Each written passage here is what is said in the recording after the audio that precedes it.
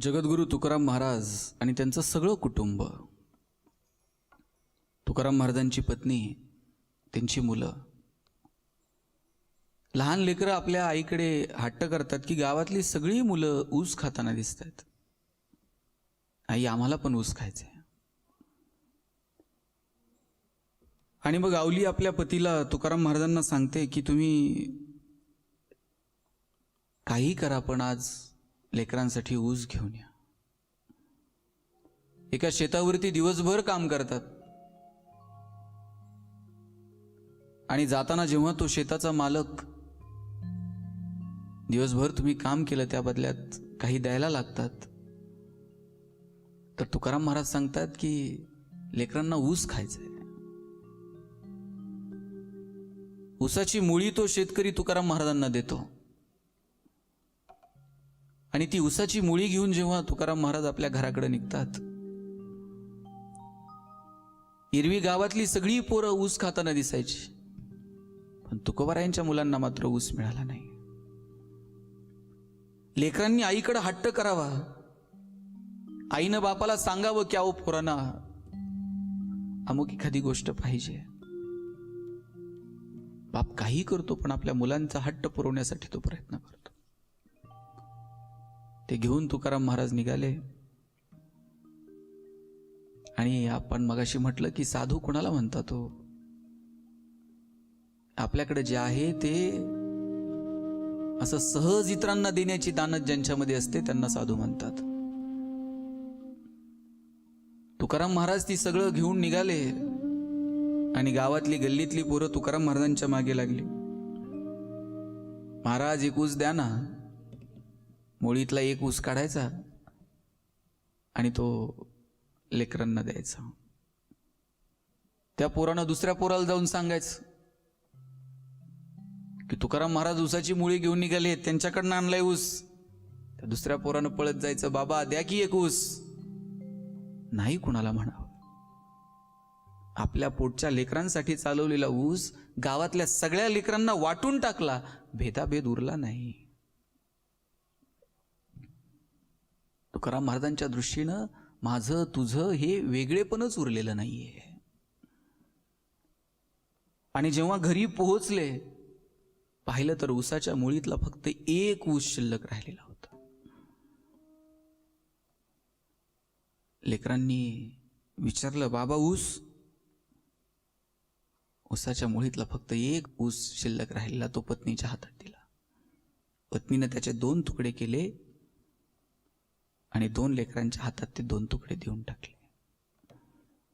तुकोबारायांची पत्नी तुकोबारायांकडे पाहत राहिली.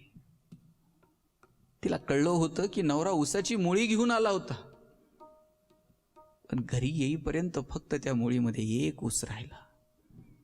आपल्या पोटच्या लेकरांसाठी ऊस घेऊन आले, पण घरी येईपर्यंत मात्र एक शिल्लक राहिला. कारण पोटची पोरं आणि बाबा ऊस असं मागणारी गल्लीतली ही लहान सहान पोरं एकमेकांपेक्षा वेगळी नाहीतच, याची जाणीव तुकोबारायांना झालेली होती. विष्णुमय जग वैष्णवांचा धर्म, विष्णुमय जग वैष्णवांचा धर्म, भेदाभेद भ्रम, भेदाभेद भ्रम, मंगळा विष्णुमय जग, विष्णुमय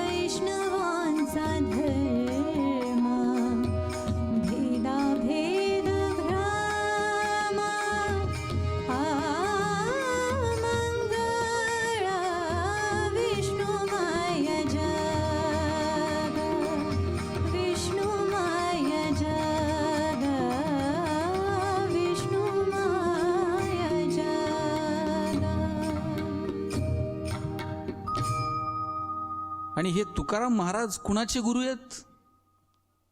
वयाच्या 14व्या वर्षी ज्यांनी 4 यवनी पातशाहीला सुरुंग लावला त्या छत्रपती शिवाजी महाराजांचे गुरु आहेत. शिवाजी महाराजांना स्वराज्याच्या कामी उपदेश करतात जगद्गुरु तुकाराम महाराज. पायकीचे अभंग, सैनिकांना उद्देशून असणारे अभंग, या अभंगातून छत्रपती शिवाजी महाराजांना मार्गदर्शन केलंय जगद्गुरु तुकाराम महाराजांनी. आणि आपले गुरु असणारे देहू निवासी जगद्गुरु तुकाराम महाराज यांची आर्थिक परिस्थिती बेताची आहे. ही बातमी जेव्हा छत्रपतींना कळते तेव्हा छत्रपतींना असं वाटतं की आपण आपल्या गुरुला भेटीसाठी काहीतरी नजराना पाठवायला हवा. आता राजा भेटायला येणारे, नजराना घेऊन येणारे, हिऱ्या मानकांचा नजराना आणला, उंची कपडे आणले, वस्त्र आणली. जुना चित्रपट जर तुम्ही बघितला असेल जगद्गुरु तुकाराम महाराजांच्या आयुष्यावरचा, त्यातला एक सुंदर प्रसंग आहे. तुकाराम महाराज घरी नाहीयेत जेव्हा छत्रपतींनी हा नजराना पाठवला. तुकोबरायांच्या पत्नीला, त्यांच्या मुलांना तो नजराना, ती उंची वस्त्र पाहून आनंद वाटला. लेकरांनी ती उंची वस्त्र अंगावरती चढवली. तुकोबरायांच्या पत्नीनं ते अलंकार गळ्यात घातले. आणि तुकोबराय जेव्हा घरी आले आणि घरी आल्यानंतर ते सगळं पाहिलं, लेकरांनी उंची कपडे परिधान केलेत, पत्नीच्या गळ्यात अलंकार आहेत. किती किती आनंद या सगळ्यांच्या चेहऱ्यावर. आपल्या शिष्यानं आपल्याला नजराना पाठवला. एखाद्या गुरुनं सांगितलं अरे माझ्या शिष्यानं पाठवलाय, याच्यावर तर माझा अधिकारच आहे. हे सगळे अलंकार अंगावरती घाला, हे सगळे कपडे परिधान करा, हे सगळं तिजोरीत आत ठेवून द्या. तुकाराम महाराजांनी हे सगळं बघितलं आणि तुकाराम महाराजांनी आपल्या पत्नीला सांगितलं, आवले, हे अलंकार, हे उंची कपडे, याच्यावर आपला अधिकार नाही. राजानं मोठ्या मनानं पाठवलं असेल, पण ते स्वीकारणं हा धर्म नाही. काढ बघू ते सगळं. एकदा सांगितलं तुकाराम महाराजांनी, ते अलंकार काढ. आणि एकही शब्द पुढे न जाता तुकाराम महाराजांच्या पत्नीनं गळ्यातले अलंकार असे काढले आणि जमिनीवरती टाकले. आपल्या आईनं आपल्या गळ्यातले अलंकार काढले आणि अशी जमिनीवरती टाकलेलं एवढ्या एवढ्याशा लेकरांनी बघितलं. पोरांना तर सांगावं सुद्धा लागलं नाही की तुम्ही घातलेले हे नवे कपडे काढा आणि आपले जुने कपडे परिधान करा.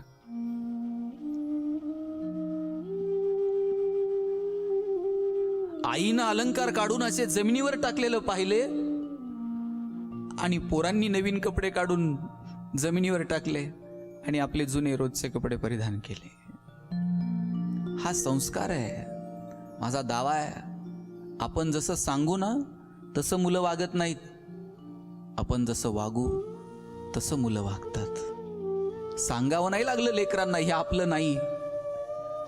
आपल्या आईवडिलांनी हे नाकारलंय, हे आपलं नाही, हे आपल्या हिताचं नाही, हे एवढ्या एवढ्याशा लेकरांना सांगावं लागलं नाही. जे नजराना घेऊन आले त्या सेवकांनी आग्रह केला, तुकोबाराय, हे सगळं तुमच्यासाठी आहे, छत्रपतींनी पाठवलंय. राजांचा सन्मान कायम राहील, राजांविषयीचा आदर आमच्या मनात कायम आहे, पण हा नजराना नको. राजांना सांगा, आम्ही तेने सुखी, म्हणा विठ्ठल विठ्ठल मुखी. आम्ही तेने सुखी, आम्ही तेने सुखी, आम्ही तेने सुखी, म्हणा विठ्ठल विठ्ठल विठ्ठल मुखी. आम्ही तेने सुखी, आम्ही तेने सुखी.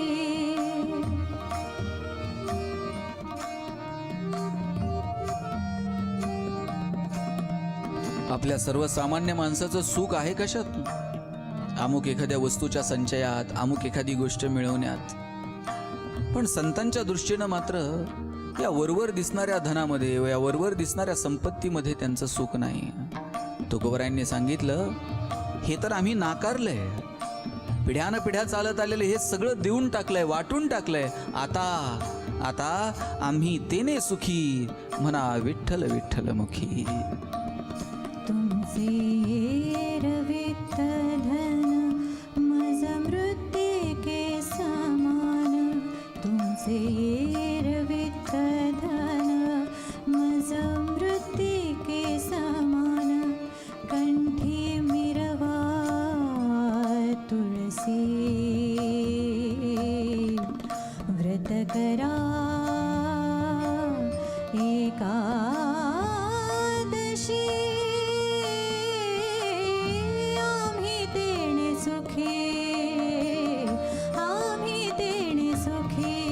म्हणा विठ्ठल विठ्ठल विठ्ठल मुखी. आम्ही तेणे सुखी, आम्ही तेणे सुखी, आम्ही तेणे सुखी.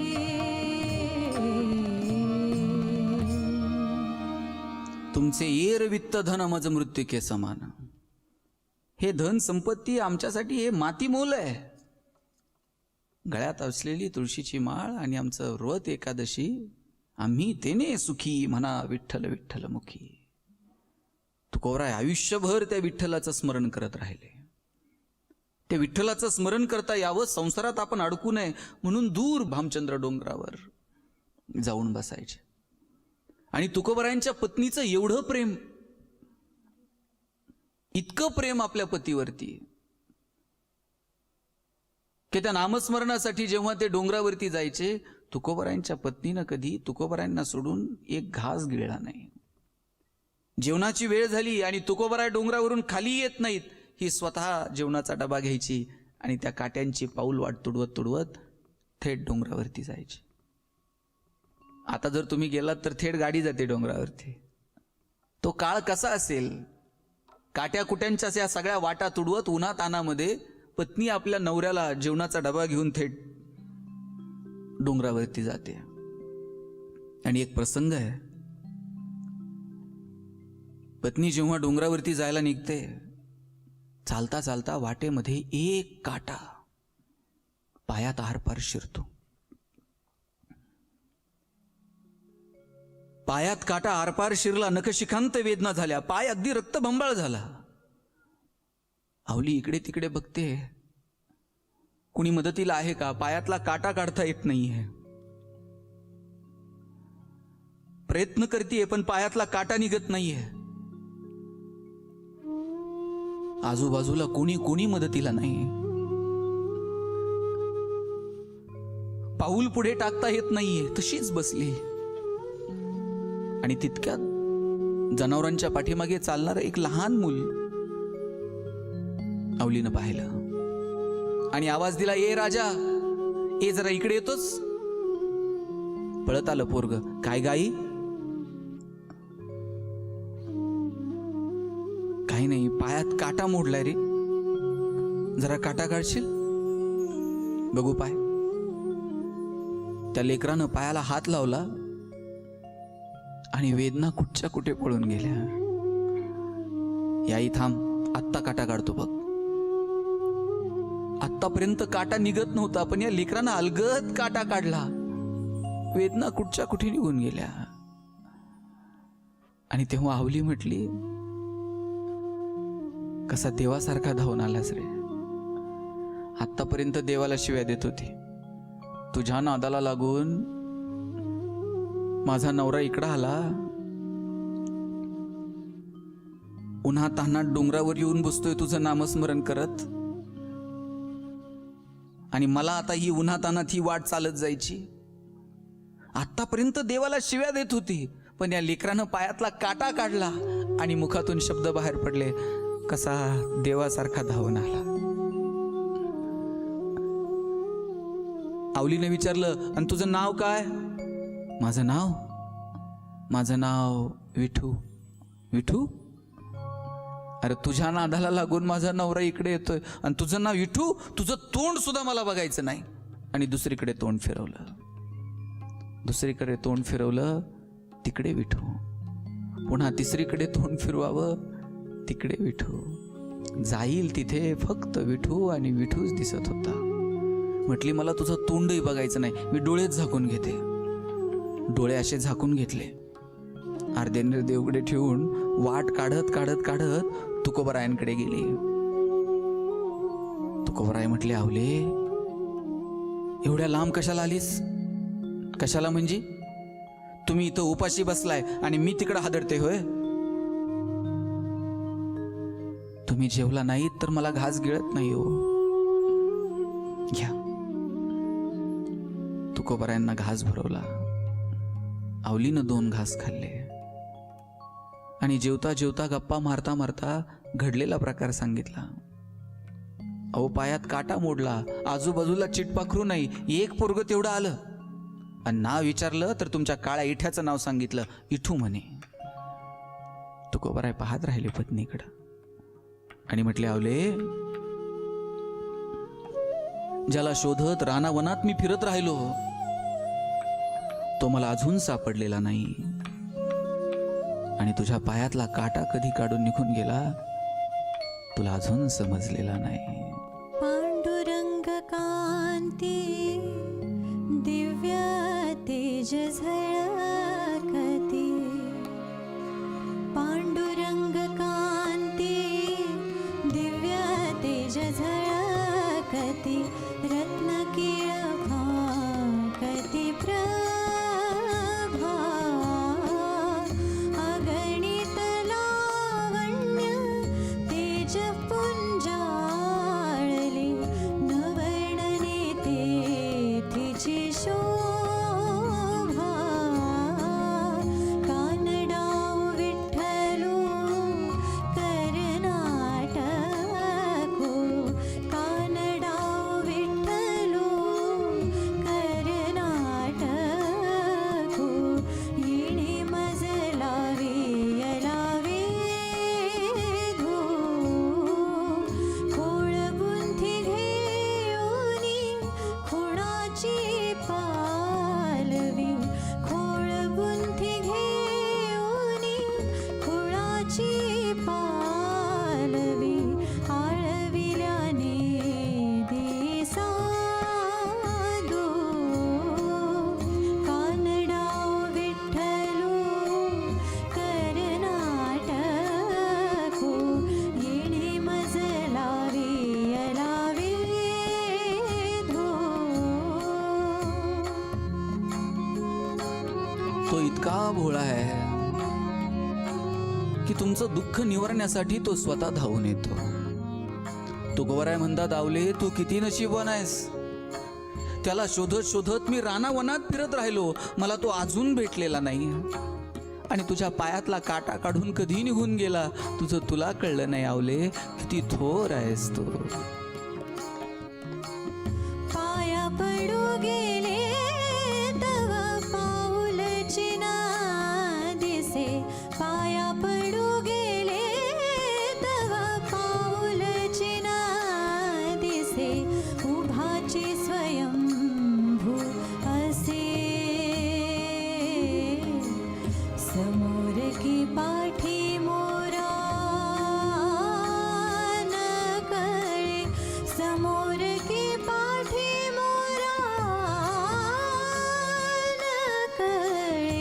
ठकची पडेले कैसे. कानडाव विठ्ठलू कर्नाटको. कानडाव विठ्ठलू कर्नाटको. येणे मजलावी यलावे धो. तुकोबरायांच्या पत्नीचा तुकोबरायांवरती जीव होता, पण ती चिडायची रागवायची यासाठी की तुम्ही थोडं संसारात लक्ष द्यावं. माझ्या लेकरांच्या तोंडाला 2 घास मिळायला हवेत, त्यांचं पोट भरायला हवं. आणि गावाकडून ती तिच्या माहेरून एक म्हैस घेऊन आलेली होती. दिवसभर ती म्हैस दूध बसायची. आणि तेव्हा तुकोबरायांची मुलगी म्हणते, अगं आई, किती वेळ तू ती म्हैस धुणार आहेस? आता किती धुतली तर ती पांढरी होणार आहे. नाही ग बाई, पण माझ्या माहेरून आणली आहे. आत्ता कुठं 7-8 वर्ष झाले आटली तर लागला का कुरकुर करायला. माहेरून आणलेली म्हैस, पण तिच्यावर फार जीव. काही म्हणा, बायकांचा माहेरच्या गोष्टींवर फार जीव असतो. आवलीच म्हणते, माहेरच्या वरवंट्यानं आमचं डोकं जरी फुटलं तरी रगत येत नाही. इतकं प्रेम असतं माहेरच्या गोष्टींवरती. हा संसार असाच अडीअडचणींमधून, भौतिक गोष्टींच्या अभावातून, पण पारमार्थिक सुखातून तुकोबरायांचा प्रपंच पुढे चाललेला होता. भौतिक गोष्टींचा अभाव असेल, घरामध्ये सुखसुविधा नसतील, घरामध्ये अन्नधान्याचा तुटवडा असेल, मुलांना मुबलक मिळत नसेल, पण आपला नवरा एका परमार्थिक उंचीला जाऊन पोहोचला याची जाणीव मात्र तुकोबरायांच्या पत्नीला, त्यांच्या लेकरांना होती. तुकोबरायांनी अभंग म्हणावा आणि त्यांच्या स्वरामध्ये स्वर मिसळून सगळ्या देहूकरांनी गावं. किती प्रेम करावं तुकोबरायांच्या अभंगांवरती लोकांनी. तुकोबराय जर कीर्तनाला उभे राहिले तर गर्दी व्हायची मंदिरामध्ये.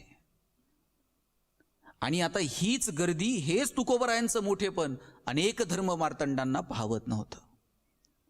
स्वतःला विद्वान समजणारी, स्वतःला पंडित समजणारी माणसं तुकोबरायांचं नावलौकिक होत आहे. तुकोबरायांच्या कीर्तनाला लोक गर्दी करतायत. तुकोबराय वेद सांगतायत, लोकांना धर्म सोपा करून सांगतायत, याचीच खंत होती.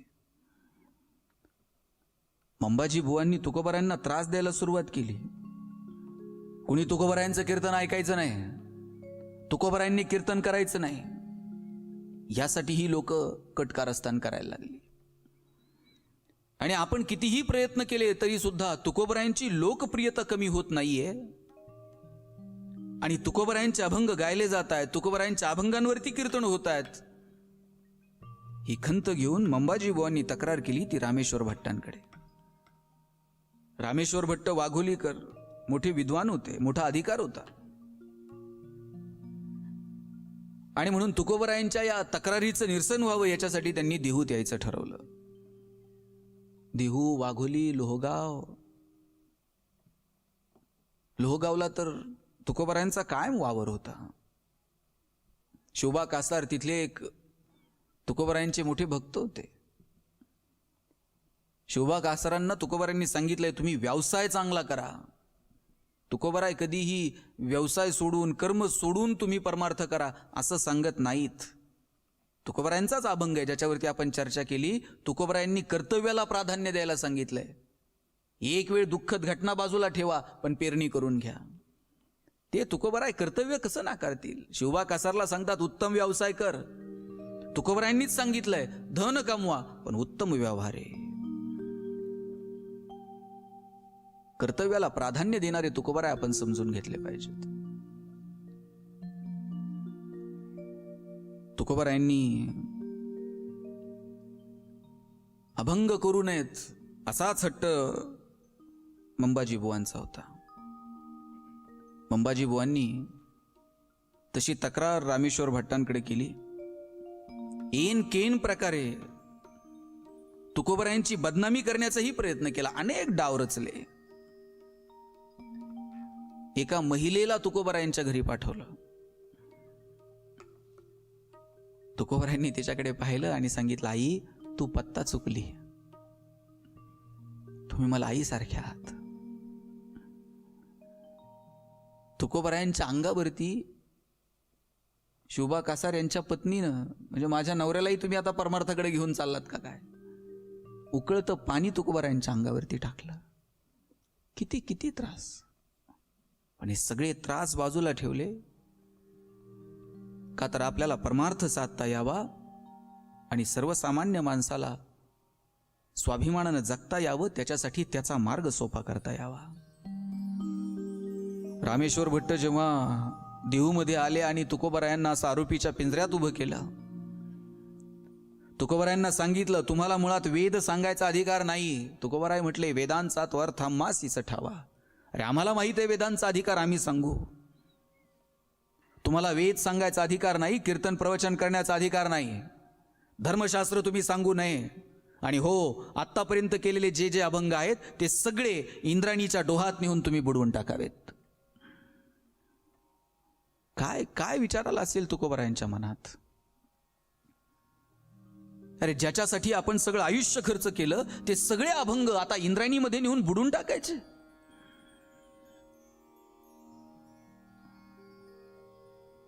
ब्रह्मवृंदांनी सांगितलेला आदेश तुकोबरायांनी मान्य केला. हात जोडून सभेला नमस्कार केला आणि सांगितलं, जशी तुमची आज्ञा. तुकोबराय घरी पोहोचायच्या आत काही मंडळी तुकोबरायांच्या घरी गेली आणि तुकोबरायांच्या पत्नीला सांगितलं, तुकोबरायांच्या वह्या द्या. वह्या कशाला? ब्रह्मवृंदांचा आदेश आहे की तुकोबरायांनी अभंग करायचे नाही आणि आजपर्यंत केलेले अभंग सगळे इंद्रायणीमध्ये नेऊन बुडवून टाकायचे. आता तुमच्या मनाची कल्पना काय? एखादी पत्नी म्हटली असती, या अभंगाच्या या परमार्थाच्या नादी लागून संसार बुडवला माझ्या नवऱ्यानं, बरं झालं, सुंठे वाचून खोकला गेला, न्याय हवाया आणि बुडून टाका, आता तरी नवरा व्यवहारामध्ये संसारामध्ये लक्ष देईल. पण तुकोबरायांचीच पत्नी आहे, तिला आपल्या नवऱ्याची परमार्थी कुंची ठाऊक आहे. वह्या घ्यायला आलेल्या धर्ममार्तंडांना ती सांगते, अरे या परमार्थासाठी माझ्या नवऱ्यानं संसार बुडवला आणि आता तुम्ही परमार्थ बुडवायला निघालात. वयांना हात लावला तर खबरदार, पुढे यायचं नाही. तुकोबराय तिथं आले आणि म्हटले, हे आवले काय म्हणतेस? आदेश आहे तसा, देवाया. तुकोबरायांच्या सांगण्यावरून तुकोबरायांच्या पत्नीनं त्या वह्या या लोकांच्या स्वाधीन केल्या आणि तुकोबरायांची गाथा इंद्रायणीमध्ये बुडवली गेली. पण तुकोबराय रडत बसले नाहीत. आपल्या न्याय हक्कासाठी तुकोबरायांनी त्याच इंद्रायणीच्या काठावरती अनुष्ठान मांडलं. एक अन्नाचा कण घेणार नाही, पाण्याचा थेंब घेणार नाही. लोकांना तुकोबरायांची काळजी वाटायला लागली.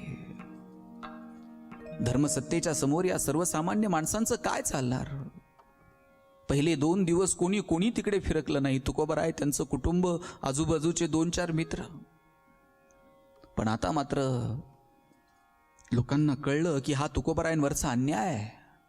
आणि पाहता पाहता देहू आणि पंचकृषीतून सगळी लोक तुकोबरायांच्या साथीला जाऊन तिथे बसली. एकीकडे गाथा इंद्रायणीमध्ये बुडवली गेली आणि इकडे मात्र तुकोबरायांनी अन्न पाणी सोडून दिलं. तेव्हा कथा सांगते की तुकोबरायांचा अधिकार एवढा मोठा की साक्षात इंद्रायणीला ती गाथा तुकोबरायांना परत द्यावी लागली. आजूबाजूची जमलेली मंडळी तुकोबरायांकडे बघते आणि म्हणतात, तुकोबा, गाथा बुडवली असेल हो इंद्रायणीत, तुमचा अधिकार एवढा मोठा की इंद्रायणीनं तुम्हाला गाथा परत करावी. अहो, 1000दा अशी गाथा इंद्रायणीमध्ये बुडू द्या, पण आमच्या मनावर कोरले गेलेले तुमचे अभंग आणि आमच्या मनावर कोरली गेलेली तुमची गाथा ही कशी बुडणार हो? जोपर्यंत चंद्र सूर्यग्रह तारे आहेत तोपर्यंत ही गाथा इथल्या सर्वसामान्य माणसांच्या हृदयावरती गाजत राहील. अनुष्ठान मांडलं. तुकोबराय त्या इंद्रायणीकडे पाहत राहिले आणि तुकोबरायांनी साद घातली आणि आईला विनंती करतात,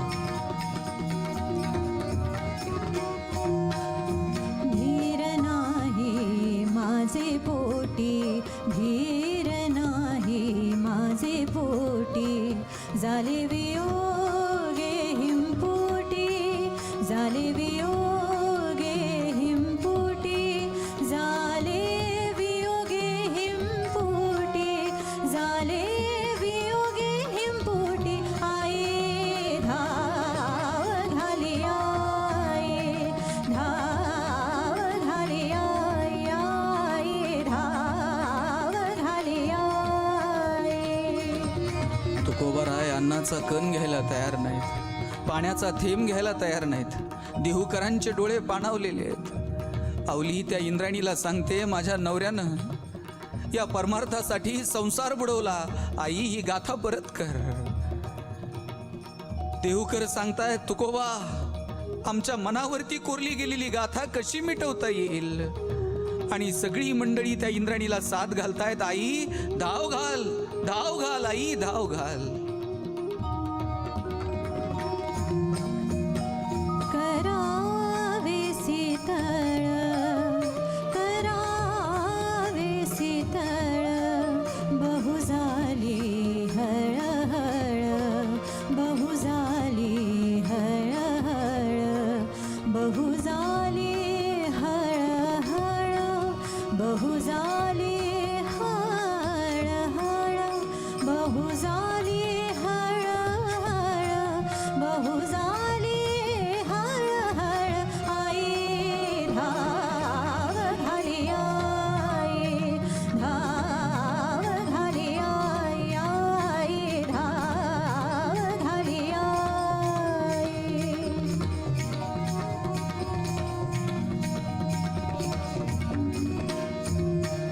तुका म्हणे डोळे तुका म्हणे डोळे तुका म्हणे डोळे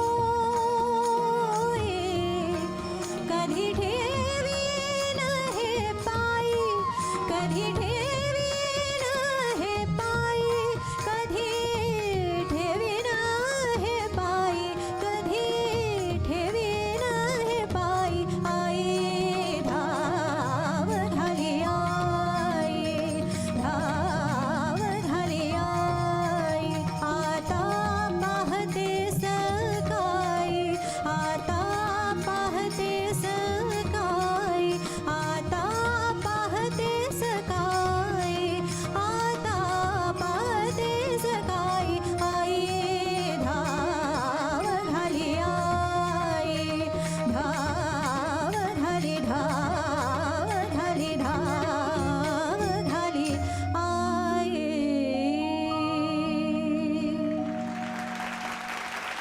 इंद्राणी तर गाथा परत केलीच, पण तितक्यात कुणीतरी म्हटलं, तुकोबा आमच्या मनावर सुद्धा ते अभंग असेच कोरले गेलेले आहेत. कुणीतरी म्हटलं, अम्मा घरी धन शब्दांची चरत नाही, शब्दांचीच शस्त्र यत्न करू, शब्दच्या मुचा जीवाचे जीवन शब्द वाटू धन जन लोका. कुणीतरी उठून सांगत होतं, आम्ही तेने सुखी म्हणा विठ्ठल विठ्ठल मुखी. कुणीतरी एक जण उठला आणि त्यानं सांगितलं, असाध्य ते साध्य करिता सायास कारण अभ्यास तुका म्हणे. कुणीतरी सांगितलं, हेची दान देगा देवा तुझा विसरण व्हावा, गुण गायी ना आवडी हेची माझे सर्व जोडी. न लगे मुक्ती धन संपदा संत संग देई सदा, तुका म्हणे गर्भवासी सुखे घालावे आम्हासी. प्रत्येकाच्या मुखातून तुकोबरायांचा एक एक अभंग बाहेर पडत होता. सगळ्यांच्या चेहऱ्यावरती हसू होतं. इंद्राणी तर गाथा परत केलीच, पण जनसामान्य माणसांच्या हृदयावरची गाथा कधी कधी पुसली जाणार नाही. तुकोबरायांच्या चेहऱ्यावरचं स्मित, तुकोबराय अवलीकडे पाहतायत आणि म्हणतायत, अवले आयुष्यभर सोबत दिलीस, मला सोडून कधी घास गिळला नाहीस, भंडारा डोंगरावरती गेलो तर माझ्या मागे वाट काढत आली मला डबा घेऊन, संसारात साथ दिलीस, पण सगळ्यांची गाथा मुखोद्गत आहे, सगळ्यांच्या मनावरती कोरली गेली. किती किती प्रेम तुकोबरायांच्या गाथेवरती. अरे जात्यावर दळणाऱ्या बाईनं सुद्धा तुकोबरायांचा एखादा अभंग म्हणावा, शेतावरती काम करणारे शेतकऱ्यांनाही तुकोबरायांचा अभंग म्हणावा. किती प्रेम केलं तुकोबरायांच्या गाथेवर. आता तुकोबराय आपल्या पत्नीला विचारतात, अवले सगळ्यांची गाथा पाठ आहे. एखादा अभंग तुझ्याही लक्षात आहे का ग? पदरानं डोळे पुसले आणि लाजून म्हटली, नाही. कसं? आयुष्यभर तुमच्या सोबत राहिले, माझ्या पण आहे की ध्यानात. आणि कोणता? ते काय तर आहे ना, आणू रेणू होनी थोकडा. आणि आता बरं पुढं नवऱ्याचं नाव कसं घ्यावं? अणुरणिया थोकडा, अणुरणिया थोकडा, अणुरणिया थोकडा. तुका आकाशाए वढा, तुका आकाशाए वढा, तुका आकाशाए वढा, तुका आकाशाए वढा. अणुरणिया थोकडा, अणुरणिया थोकडा. तुका आकाशाए वढा, तुका आकाशाए वढा, तुका आकाशाए वढा, तुका आकाशाए वढा.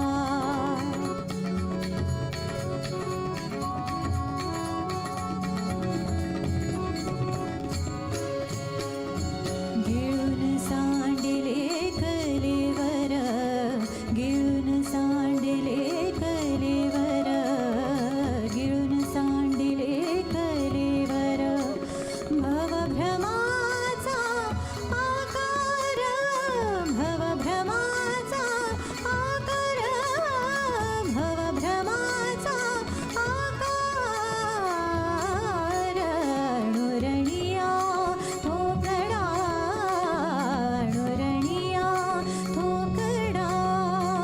तुका आकाशाए वढा, तुका आकाशाए वढा, तुका आकाशाए वढा.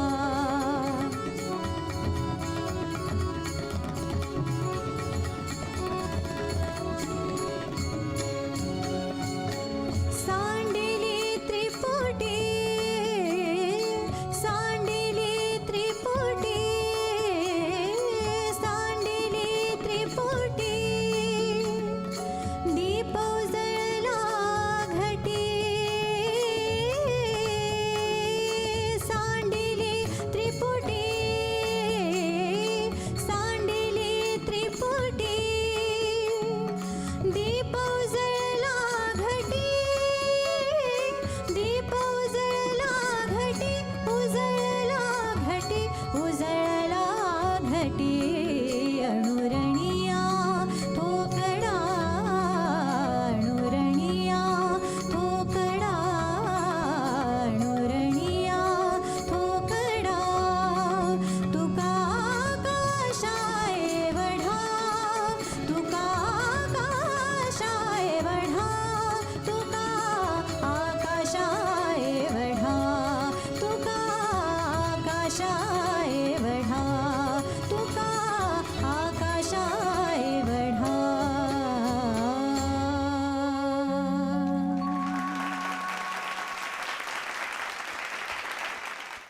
अपेक्षांचं गाठोडं कुरवाळत बसण्यापेक्षा आपल्या मनातील गाठोड्यातील प्रेम जर आपण सर्वांना दिलं तर देवही खुश होईल आणि आपल्या मनुष्य जन्माचं सार्थकही होईल. अपेक्षांचं टाळ कुटत बसण्यापेक्षा प्रयत्नांची वीणा जर आपण वाजवली तर आपल्या आयुष्याचं कीर्तनही अगदी सहजपणे रंगेल. चला तर मग माऊली, याच विचारांसह आजच्या भागात इथेच थांबूयात. उद्या पुन्हा भेटूयात. गजर कीर्तनाचा सोहळा आनंदाचा स्पेशल पार्टनर गोपुरम कुंकू आणि हळदी पावडरच्या पुढच्या भागात. तोपर्यंत जय जय रामकृष्ण हरी.